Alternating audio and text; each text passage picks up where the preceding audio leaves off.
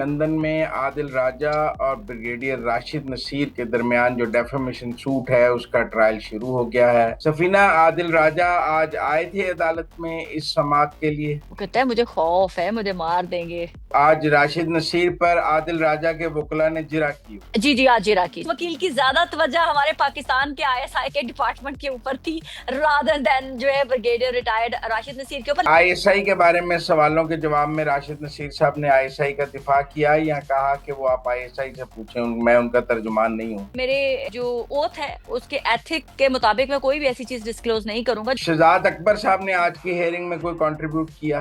नहीं, वो साइलेंटली बैठे थे क्योंकि आज मेरे ख्याल से पूरी जिरा जो थी वो ब्रिगेडियर साहब के ऊपर थी। राशिद ने मुझे नसीर डिस्करेज साहब किया पर था। कातलाना हमला किसने किया है? वो पाकिस्तान की अदालतों के अंदर प्रूव हो चुका है। वो कहते हैं जितने मेरे पे कातलाना हमला किया वो पकड़ा गया। अस्सलाम वालेकुम नाजरीन। नाजरीन, उम्मीद है आप खैरियत से होंगे। लंदन में आदिल राजा और ब्रिगेडियर राशिद नसीर के दरमियान जो डेफेमेशन सूट है उसका ट्रायल शुरू हो गया है। आज उसकी पहली हेयरिंग थी। सीनियर सहाफ़ी लंदन से सफीना खान ने हमें ज्वाइन किया है। उन्होंने आज की समाअत को वहाँ देखा है, तो हम सफीना से इस समाअत का हाल जानेंगे। सफीना, आदिल राजा आज आए थे अदालत में इस समाअत के लिए। जी अस्सलाम वालेकुम। सबसे पहले तो मैं करेक्ट कर दूं, पहले हियरिंग स्टार्ट हो चुकी थी। ये आदिल राजा ने कहा था कि हमारे पास कुछ विटनेसेस हैं जिनको हम कोर्ट में अपेयर करना चाहते हैं, तो उसके लिए जो जज से टाइम मांगा गया था तो वो 4 दिनों के ऊपर मुश्तमिल है कि इन 4 दिनों के अंदर दोनों पार्टीज के पास जो जो भी एविडेंस है वो या जो अपेयर होना चाहते हैं ऑनलाइन वो हूँ और अपने अपनी तरफ से अपने अपने शवाहिद पेश करें। तो जी बिल्कुल, आज जब कोर्ट कि टाइम शुरू होता है तो उसके बाद पाकिस्तान के जो हमारे आए हुए मेजर रिटायर्ड आदिल राजा साहब है, उन्होंने सोशल मीडिया पे बड़े ऐलानात किए हुए थे कि शायद पाकिस्तानी तमाम के तमाम ओवरसीज पाकिस्तानी आज लंदन हाई कोर्ट के बाहर मौजूद होंगे। तो जब मैं वहां पहुंची हूँ तो वहां सिर्फ और सिर्फ दो लोग थे। एक तारिक साहब हैं, वो अक्सर आपको कहीं ना कहीं प्रोटेस्टों के अंदर नजर आते हैं, और दूसरे साहब एमक्यूएम के कोई बड़े ही अल्ताफ हुसैन साहब के क्लोज शख्स थे। उनका दावा था, मैंने उनकी वीडियो भी बनाई है। तो मैंने कहा आप दो लोग ही हैं, तो एक ने कहा कि जी मैं अगर आ गया हूं तो पूरी एमक्यूएम आ गई है, और दूसरे कहते हैं कि जी एक ही पूरी पाकिस्तान की कौम की नुमाइंदगी कर रहा है। तो ये हालात थे। बहरहाल जब हम कोर्ट के अंदर जाते हैं तो कोर्ट खचा खच भरा हुआ था। इवन पहली दफा देखना पड़ा कि जज को ये रिमार्क्स देने पड़े कि मुझे ऐसी फीलिंग आ रही है कि जैसे मैं सुप्रीम कोर्ट की हेयरिंग हो रही है, लोग बहुत ज्यादा आगे हैं। और उन्होंने पहले कोशिश की कि गैलरी के ऊपर बिठा दें लोगों को, लेकिन वहां उन्होंने कहा कि क्योंकि एक लंबे अरसे से ऊपर की गैलरी बंद है तो वो साफ नहीं है, तो हम ऊपर नहीं बिठा सकते। फिर साथ एक अलग 19 रूम था, उसको खोला गया और वो भी पूरा का पूरा खचाखच भरा हुआ था। बहरहाल हम उस कोर्ट रूम में मौजूद थे जहां से उनकी नहीं, हेयरिंग पर ये हो रही कौन थी। लोग थे जो आए हुए थे? ये ब्रिगेडियर राशिद नसीर के हामी थे? जब आप कह रही हैं आदिल राजा के साथ तो दो लोग आए थे, फिर नहीं बाहर, अदालत में इतने ज्यादा लोग कौन थे? देखिए बाहर जो उन्होंने प्रोटेस्ट की कॉल दी हुई थी कि बहुत बड़ी तादाद में प्रोटेस्टर्स आएंगे, वो दो थे। अंदर पाकिस्तान में मिला जुला रुझान था।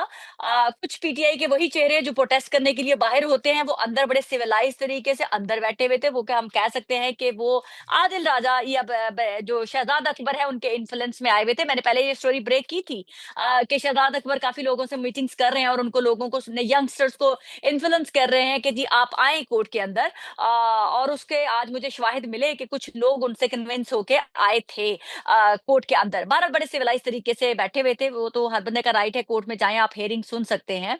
तो वो हुआ केस का आज जो हेयरिंग थी वो ब्रिगेडियर रिटायर्ड राशिद नसीर से सवालात थे जो उन्होंने अपने स्टेटमेंट दी हुई है, उनके ऊपर क्वेश्चनिंग हो रही थी। तो आज तक की स्टेटमेंट वहां पर ही सम अप होती है। लेकिन जो आपने पूछा कि कौन कौन कोर्ट में थे, yes brigadier retired Rashid Naseer खुद अपीयर हुए हुए थे कोर्ट में। मेजर रिटायर्ड आदिल राजा साहब जो जूम लिंक पर हाजिर थे, उनके साथ शाहीन सबाई भी जूम लिंक पर मौजूद थे। जो प्रेजेंट थे वो वहां पर शहजाद अकबर कोर्ट के अंदर मौजूद थे। नहीं तो आज राशिद नसीर पर आदिल राजा के वकला ने जिरा की हो। जी जी, आज इराकी सवालात जो थे उनसे पूछे गए, जो जो उन्होंने अपनी स्टेटमेंट दी हुई है उसके बारे में क्वेश्चनिंग हुई।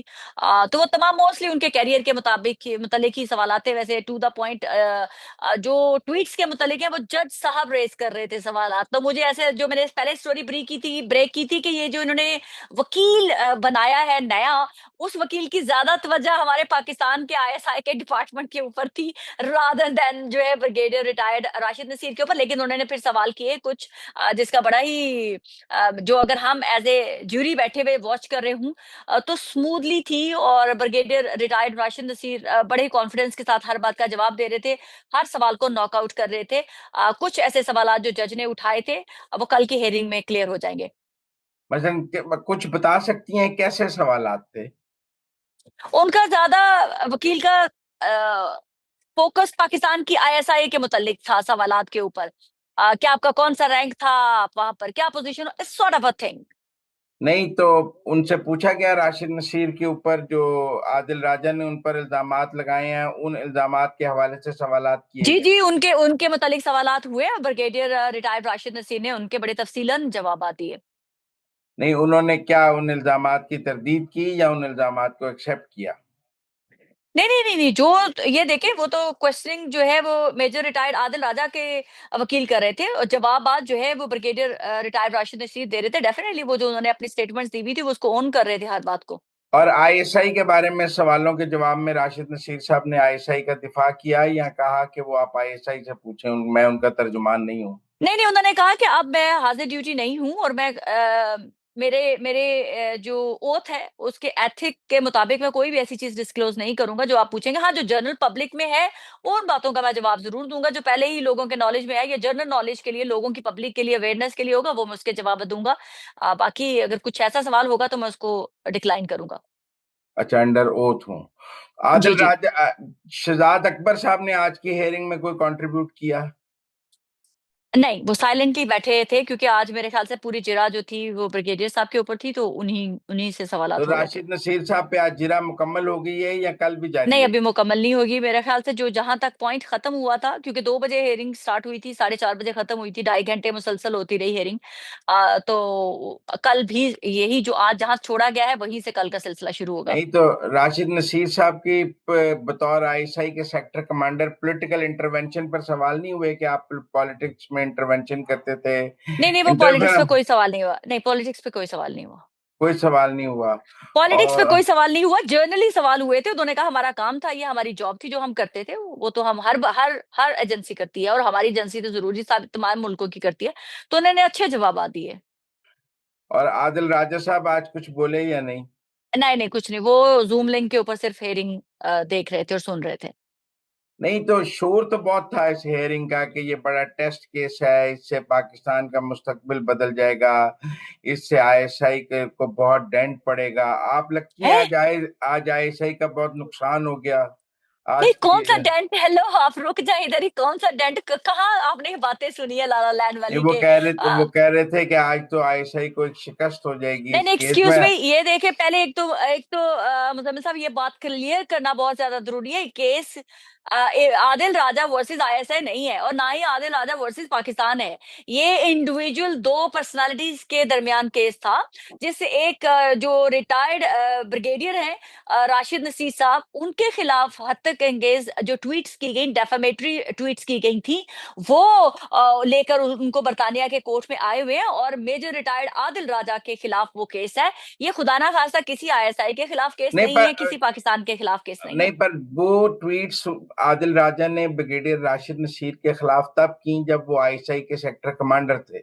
जी उनके जी जी जी जी। उनके उनके बतौर सेक्टर कमांडर कॉन्डक्ट पे की ना, उनकी जात पर तो नहीं की। अब आज तो वो रिटायर हो गए हैं, वो आम शहरी नहीं, हैं। जब वो आईएसआई के सेक्टर कमांडर थे तो वो जो काम कर रहे थे उस पर तनकीद हुई हुई है नो ना। नो नो, वो आपको और मुझे लग रहा है जो सुनी सुनाई कि जो वो पता नहीं खुदा ना खास्ता क्या काम कर रहे थे। कोर्ट में ऐसा कुछ मुझे नजर नहीं आया है। कोर्ट में तो जज साहब बड़े सख्त सवालात उठाते हुए नजर आए कि जो मेजर रिटायर्ड आदिल राजा साहब ने इल्जाम लगाए हुए थे कि पाकिस्तान की अदालतों को इंस्ट्रक्ट करते थे कि आपने ऐसे करना है, आपने वैसे करना है, आपने जो है इलेक्शंस नहीं करवाने। तो वो ये तो जज साहब ने कहा कि जो आपने इल्जाम लगाया इसने ट्वीट के अंदर, पाकिस्तान की अदालतों ने तो उसको नल एंड वाइट करते हुए परसू किया। अदालतों ने तो इजाजत दी कि कोर्ट के अंदर केस इलेक्शंस होंगे। तो फिर वो कहाँ, इसने इन्फ्लुएंस कहाँ किया? तो उस सॉर्ट ऑफ अ थिंग लग रही थी कि वीक पॉइंट्स पे खेला जा रहा है मेजर रिटायर्ड आदिल राजू, जो कि मैं मुझे कंज्यूम किया, जो मुझे देखने से सुनने से लगा। और उसमें कोई भी ऐसी परसेप्शन नहीं थी। हाँ, उन्होंने ये जरूर कहा कि मेरे इदारे ने मुझे रोका था कि आप इस तरह से ना जाएं, आप एक्सपोज हो जाएंगे। तो क्योंकि आपका नाम हमारे साथ रिलेटेड है, हम आपको, उन्होंने कहा, मुझे उन्होंने डिस्करेज किया कि आप इस कोर्ट में मत जाएं। तो ब्रिगेडियर साहब ने कहा कि मैंने फैसला किया कि नहीं, ये मेरी जात का मामला है, मुझे डेथ थ्रेट्स मिल रही हैं, मेरे पर कातलाना हमला हुआ है, तो मैं जरूर बरतानिया की कोर्ट्स के अंदर जो है वो इंसाफ लेने के लिए जाऊंगा। तो ये उन्होंने बड़ा क्लियरली और कैटेगोरिकली बोला कि तो मेरे इदारे राशिद ने मुझे नसीर डिस्करेज साहब किया पर था। कातलाना हमला किसने किया है? वो पाकिस्तान की अदालतों के अंदर प्रूव हो चुका है। वो कहते हैं जिसने मेरे पे कातलाना हमला किया वो पकड़ा गया, उसका एविडेंस जो मौजूद है यहाँ पर अदालत के अंदर, जो वहां पर उसने पाकिस्तान की अदालतों में एडमिट किया। उसका कोई आदिल राजा से ताल्लुक है? जी जी बिल्कुल, उन्होंने कहा कि उसने एडमिट किया कि जो आदिल राजा जो था वो प्रवोक किस्म की ट्वीट इंस्टिगेशन जो करता था, उसके इन्फ्लुएंस में आके उसने ये सब कुछ किया।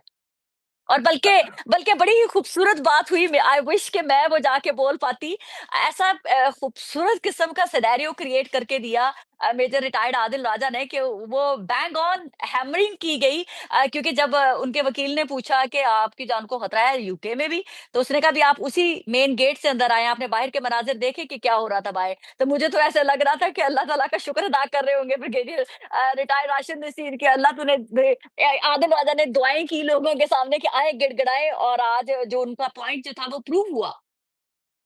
अच्छा, नहीं, अब आपको क्या लगता है कि ब्रिगेडियर राशिद नसीर साहब पे जिरा मुकम्मल हो जाएगी? हाँ, देखिए अभी कितनी लंबी चलती है, फिलहाल 4 दिन इनको मिले हुए हैं दोनों पार्टीज को। तो डेफिनेटली 2 दिनों में मेरे ख्याल से एक पार्टी का होगा, और फिर 2 दिन जो है, ये मैं सेफली अपने से अज्यूम करके कह रही हूँ, 2 दिनों में इनको होगा। और अगर पहले खत्म हो गए तो दूसरे दिन में ही हो सकता है दूसरी पार्टी को एडअप कर लिया जाए, लेकिन 4 दिनों में टोटल ये वाइंड अप होगा, को सारा कुछ एविडेंस जो है। पाकिस्तान एम्बेसी के लोग इस केस को मॉनिटर करने के लिए अदालत में मौजूद थे?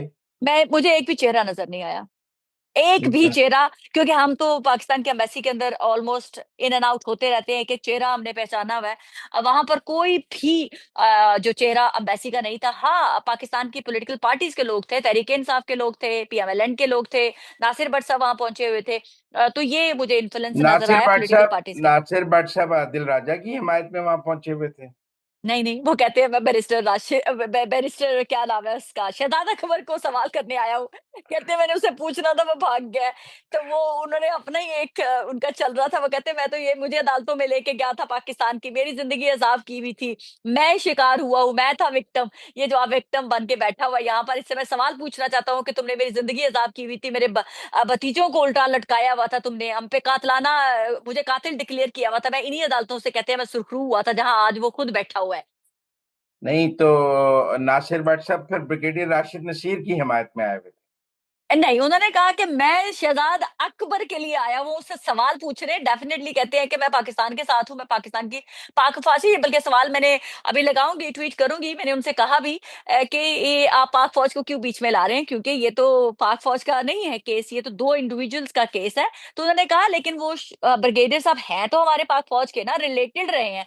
तो ये जो आदिल राजा है हमारी पाक फौज को मलाइन करता है, हमारे नहीं, पाकिस्तान को मलाइन करता है। देखें, देखें, आज एहतजाज की कॉल थी। अगर वहां बहुत सारे लोग होते तो वो राशिद नसीर साहब से बदतमीजी भी कर सकते थे। वहां एहतजाज होता, उनके अदालत के बाहर उनको खतरा हो सकता था, तो वो अकेले ही चलकर वहां आए हुए थे, उनके साथ कोई लोग नहीं थे, उन्होंने कोई सिक्योरिटी नहीं रखी हुई थी। देखिए आज जो अभी ये भी डिस्कस हुआ कोर्ट के अंदर कि जो आदिल राजा कंटिन्यूसली, ये तो 2 साल पुरानी 2022 की डेफेमेशन केसेस है, उसके बाद भी लगातार मुसलसल ऐसे चीजें कर रहा है जिससे उनकी जान को खतरा है, उनके खिलाफ जो है हेट कैंपेन कर रहा है। तो उनको जो अभी रिसेंट, वेरी रिसेंट, आप पुरानी बात भूल जाए, अभी अभी ताजा ताजा भी आदिल राजा ने अपने ट्वीट के अकाउंट, अपने ट्विटर अकाउंट से बहुत कुछ ऐसा शेयर किया जो बहुत ही ज्यादा हद तक अमेज था। तो वो कोर्ट में मेरे ख्याल से उनके वकला ने शेयर किया था, जिसकी वजह से उनको एक्स्ट्रा सिक्योरिटी दी गई भी थी, और शहजाद अकबर को भी वही सिक्योरिटी थी। वो दोनों को एक ही रास्ते से गए हैं बाहर, बाय द वे, कि जहां से निकले थे, जहां से सेफली एग्जिट था वहीं से गए हैं। आम नॉर्मल पब्लिक तो हम मेन गेट से ही बाहर निकले हैं। और रही बात आपने कहा कि अकेले तन तनहा, मैंने तो ये सवाल भी पूछा, क्योंकि पीटीआई वाले भाग भूग गए, वो तो कैमरे को फेस ही नहीं कर रहे थे। एक शायान भी आया हुआ था, शायान से हमने 2-4 सवालात किए हैं। तो बाकी तो पीटीआई वाले पतली गली से निकल निकल गए ना। तो मैंने जब सवाल किया कि अंदर आज बड़े सिविलाइज तरीके से बैठे हुए थे, कोई हुल्लड़बाजी नहीं, कोई नारेबाजी नहीं, दोनों पॉलिटिकल पार्टीज के लोग बैठे हुए थे, इतनी तमीज से बैठे हुए थे कि मुजम्मिल साहब आप शायद देख के अश अश कर उठते। ना किसी का सांस निकल रहा था, ना किसी के हाथ हिल रहे थे, ना कोई हाथ ऐसे ऊपर जा रहा था, सब सुकून से बैठे हुए थे। ये है इस मुल्क का कानून, जिसका खौफ था कि हम अदालत में बैठे हुए हैं, अदालत के बाहर हम हुल्लड़बाजी नहीं कर सकते। वही है वो तमाम चेहरे थे जो आत्म मचाए रखते हैं 10 डाउनिंग स्ट्रीट के बाहर और पाकिस्तान के हाई कमीशन के बाहर। लेकिन आज ऐसा सांप सूंघा हुआ था कि आराम से हाँ, चुप लेकिन करके बैठे हुए लेकिन सब। देखिए ना जी, टेंट डाउनटिंग और पाकिस्तान के सफारत खाने के बाहर तो एहतजाज की इजाजत है, नहीं, अदालत के आज अंदर लंदन हाई कोर्ट के बाहर भी, नो नो नो नो, आपको किसने कह दिया? लंदन हाई कोर्ट के बाहर उन्होंने एक एरिया रखा हुआ था कि यहाँ प्रोटेस्टर खड़े हो सकते हैं, प्रोटेस्ट कर सकते हैं। आपको किसने कहा कि प्रोटेस्टर अलाउ नहीं थे? नहीं, तभी तो कह रही हूँ सिर्फ 2 लोग थे। अदालत के अंदर तो एहतजाज नहीं हो सकता था ना, तो अदालत, अदालत तो में तो सबको पाकिस्तान, एहतराम से ही बैठना था ना सबने अदालत में, तो वो तो नहीं एहतराम तो पाकिस्तान में क्यों भूल जाता है फिर लोगों को? फिर तौहीन अदालत लग जाती है ना। हाँ, तो पाकिस्तान की, इसीलिए तो मैं कहती हूँ लीनियंट है अदालतें। अगर अदालतें अपनी पावर को यूज करें तो किसी की जुर्रत ना हो किसी के मुतालिक बात करने की।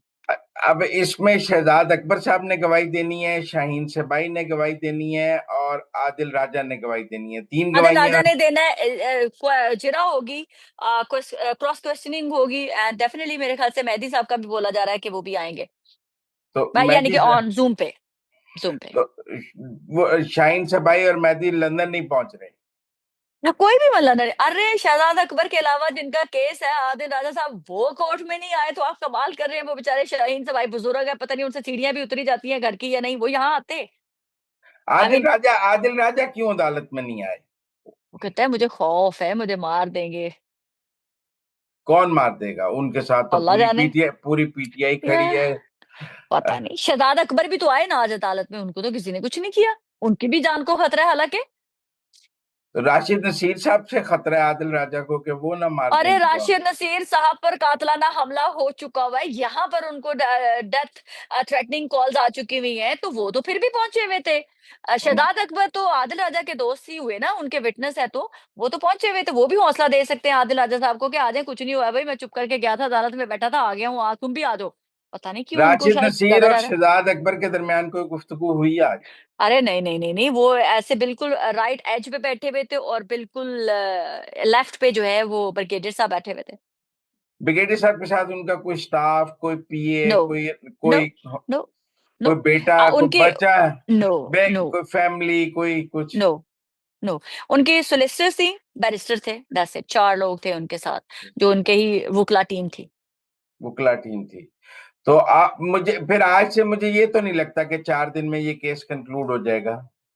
4 दिन में होगा, बाउंड है, ये पाकिस्तान की अदालतें नहीं है कि जब दिल किया खोल गई, जब दिल किया बंद कर ली। टाइम होता है, पहले ही जज साहब ने बता दिया था कि 4:30 बजे हम बंद करेंगे, 4:30 बजे के बाद अब नेक्स्ट हियरिंग कल है, फिर उसके बाद उनको पता होता है कि कैसे हैंडल करना है। ये यहाँ का हर निजाम जो है फॉलो किया जाता है, प्रॉपर लॉ को। आदिल राजा पर भी जिरा होगी। डेफिनेटली जिरा होगी। आपको किसने कहा कि अगर barrister, sorry, brigadier retired Rashid Naseer के ऊपर क्रॉस क्वेश्चनिंग हो रही है तो वो बच जाएगा? और शहजाद अकबर पर भी जिरा होगी। डेफिनेटली डेफिनेटली, जो विटनेस आएंगे उनसे सवाल जवाब होंगे। ठीक है। अच्छा फिना, हम इस केस के बारे में आपसे वक्तन फवक्तन जानते रहेंगे क्योंकि पाकिस्तान के लोगों को भी इस केस में दिलचस्पी है, तो हम आपसे लेकिन एक मुजम्मिल साहब सबको क्लियर कर दें कि ये पाकिस्तान की आईएसआई वर्सेस आदिल राजा नहीं है, खुदा का खौफ करें, ये ना करें। ये दो इंडिविजुअल रिटायर्ड पर्सनालिटीज के दरमियान केस है, जो दोनों पाकिस्तानी हैं, और दोनों एक ने दूसरे के ऊपर इल्जामात लगाए हुए हैं। जिसके ऊपर इल्जाम लगे हुए हैं वो पाकिस्तान से खुद चल कर यहाँ पर आए हैं, ये बरतानिया की अदालतों में इंसाफ मांगने। हाँ, वो बात आपकी ठीक है, लेकिन वो इल्जामात भी लगे थे ना जब वो आईएसआई के सेक्टर कमांडर थे। लेकिन वो प्रूफ नहीं कर पाए अभी तक। वो तो अब इस ट्रायल में पता लगेगा ना, अगर नहीं प्रूव करेंगे। अभी तक आज की हियरिंग तक कुछ भी चीज प्रूफ नहीं हुई, क्योंकि पहले जज साहब अगर ने काफी अगर टाइम अगर लेकर डिस्कशन अगर की। अगर राशिद नसीर साहब ये केस जीते हैं तो आदिल राजा को क्या सजा होगी? अरे सजा अभी तक जो आज ब्रिगेडियर राशिद नसीर ने एक रकम बताई है कि जो अपने वुकला को पे कर चुके हुए हैं, तो वो तो बड़ी हैंडसम एंड बिग अमाउंट है। कितनी तो है? आदिल राजा सारी जिंदगी के लिए मेरे ख्याल से बेकारी ही बनेगा। गो फंड में कब तक उसको पैसे देगा? तो उसको लंबा चौड़ा उसको डैमेज होगा अगर ये वो केस हार जाता है तो। कितना डैमेज हो जाएगा आपके ख्याल में? मिलियंस सोचिए, ऑफ लाखों पाउंड हो पाउंड, ओ लाखों पाउंड तो उनके वुकला की फीसें हैं। तो अच्छा। अब आप सोच सकते हैं कि फिर आगे तो मेजर आदिल राशिद राजा साहब के।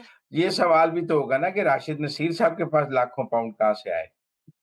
नहीं, नहीं, लाखों पर वो तो उनकी नॉर्मल एक लाखों पाउंड तो नहीं आए, जितने हज़ारों में उन्होंने फीस दे रही है, इतनी तो हर किसी के पास होती है, क्या कर रहे हैं? इतनी तो बड़ी रकम नहीं होती। अभी तो लेकिन आप अभी कह तक रही हैं, जितना अभी तो आप नहीं, कह नहीं, रही हैं कि पाकिस्तानी देखिए पाउंड्स में अब वो पाउंड्स के अंदर कन्वर्ट करते हैं, तो वो हज़ारों पाउंड पाकिस्तान में काफ़ी बड़ी रकम बन जाती है। लेकिन ऑब्वियसली उनके थे, तो अब आप बात कर रहे हैं कि चले जी वो तो है, तो फिर राजा आदिल साहब ने जितने 1.5 लाख पाउंड तो उसने जमा कर लिया। अब बात करते हैं, पैसा बहुत बड़ी रकम है।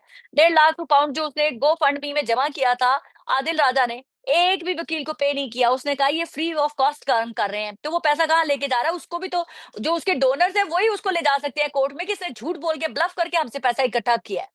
नहीं तो वो वकला फ्री क्यों केस कर रहे हैं आदिल राजा के? ये यहाँ पर होता है बर्तानिया के अंदर, नो विन नो फी। यहाँ पर जैसे अगर आप मैंने कोई डेफेमेशन का केस करना है, तो वकला कहते हैं कि नो विन नो फी, हम ये केस लड़ते हैं आपका, अगर हम जीत गए तो हम एक सर्टेन अमाउंट आपकी जो दूसरे बंदे से लेंगे वो हम लेंगे। तो अगर नहीं जीते तो फिर कोई पैसा नहीं लेंगे। तो जो बैरिस्टर्स होते हैं उसको पे किया जाता है, सिर्फ दैट्स इट। बाकी जो वकला होते हैं, फर्म होती है, वो पैसे नहीं लेती है। तो डेफिनेटली ये पैसे बिहाइंड द सीन करके तो कुछ ना कुछ हो रहा है। फिर राशिद नसीर साहब भी नो विन नो फी पे खेल रहे होंगे। नहीं, नहीं, वो तो पैसे देके फीस अपनी कर रहे हैं, वो तो तो डेफिनेटली। तो आया मजे की बात, मैं आपको बताऊं, 33,000 पाउंड आपने कहा ना पैसे कहाँ से आ रहे हैं, तो माशाल्लाह आदिल राजा साहब पे कर रहे हैं ब्रिगेडियर साहब को। क्योंकि वो जो केस पहले इनकी हेयरिंग्स हुई हैं, उसके अंदर जो पॉइंट ये साबित नहीं कर सके, और जो लीगल फीस उनकी लगी थी ब्रिगेडियर साहब को, उनके वकला को, मेजर आदिल राजा के ने पे की है उनके वकला को 33,000 पाउंड। तो आपने बड़ा अच्छा सवाल किया था मुझे कि ब्रिगेडियर साहब के पास कहाँ से पैसा आ रहा है। उनकी टीम को पता है कि हम जीतने वाली टीम है, जो हमारा लग रहा है वो हमें वापस मिल रहा है। तो आदिल राजा साहब पे कर रहे हैं ब्रिगेडियर साहब को पैसा। ठीक है, thank you very much Safina हमारे साथ बात करने का, thank you. Thank you. Thank you.